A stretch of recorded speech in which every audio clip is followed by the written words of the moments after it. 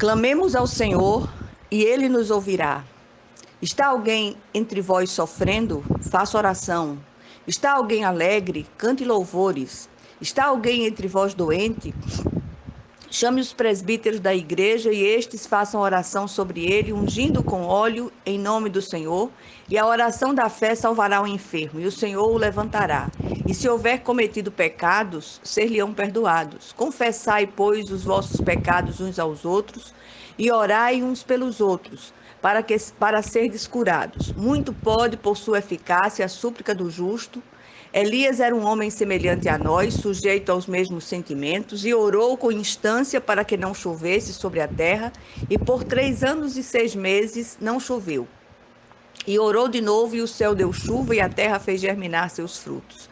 Meus irmãos, se algum entre vós vos desviar da verdade, e alguém o converter, sabei que aquele que converte o pecador do seu pecado, do seu caminho errado, salvará da morte a alma dele e cobrirá a multidão de pecados. Tiago 5, 13 a 20.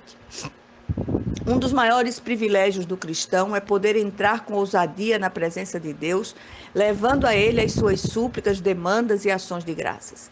É maravilhoso saber que, como filhos de Deus, é possível sim nos achegar a Ele com toda liberdade e ousadia e lhe apresentar nossas demandas, necessidades e dificuldades.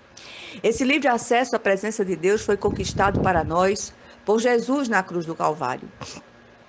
O cristão maduro ora em meio às tribulações da vida, em vez de se queixar de sua situação, conversa com Deus sobre ela.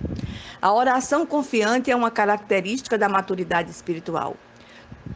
Todos nós passamos por sofrimentos, mas nem sempre as aflições são consequências de pecados ou castigos de Deus. Às vezes são testes de fé e perseverança na oração ou simplesmente contingências de um mundo caído. O que fazer em meio a essas tribulações? Não murmurar, nem se maldizer, achando que Deus se esqueceu de nós.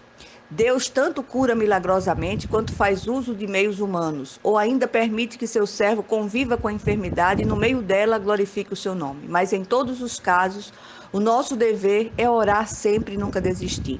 Ao que parece, Tiago está falando aqui de uma enfermidade, de um tipo de enfermidade específica em consequência de um pecado. Aprendemos aqui algumas lições. Nem toda enfermidade é consequência de pecado específico. Contudo, a desobediência a Deus pode levar a enfermidades. Quando o pecado é confessado, há cura física e espiritual. O pecado deve ser confessado publicamente quando atinge toda a comunidade, a igreja. Esse tipo de pecado geralmente é cometido pelos líderes contra outros líderes, mas em particular, ou seja, aquele contra quem se peca. Tiago cita Elias como um homem cuja oração mudou o panorama da nação inteira. Destruiu um sistema ímpio. Muitos imaginam que Elias fora ouvido porque fazia parte de uma elite espiritual e por isso Deus respondeu tão extraordinariamente à sua oração. No entanto, descobrimos, para o nosso alívio, que Elias era um homem semelhante a nós, sujeito às mesmas fraquezas, e assim mesmo orou e mudou o panorama da nação inteira. Orar é tudo, sempre. Por isso, não pare de orar. Vamos orar com instância pela nossa nação, pelos novos e velhos governantes, se pode muito por sua eficácia a súplica de um justo, que não fará a súplica de muitos justos. Pare de reclamar da violência, da carestia, da falta de segurança, da falta de políticas públicas decentes e ore, ore, ore. O mais Deus fará. O justo deve praticar a oração em todo o tempo, mesmo não sabendo orar como convém. O Espírito Santo nos assiste em nossa fraqueza, intercedendo por nós. Orar é cooperar com Deus. Ore sem cessar pelos aflitos, pelos enfermos, pela nação e pelos desviados. Ore, confie e espere a resposta do céu, ela virá. O cristão maduro não murmura, ora, crê e glorifica, pois sabe que sua resposta virá. Quando oramos pelos aflitos e Deus não remove a aflição, Ele dá graça para suportá-la e glorificá-lo no meio dela. Quando oramos pela nação, podemos interferir em sua própria história, como nos dias de Elias.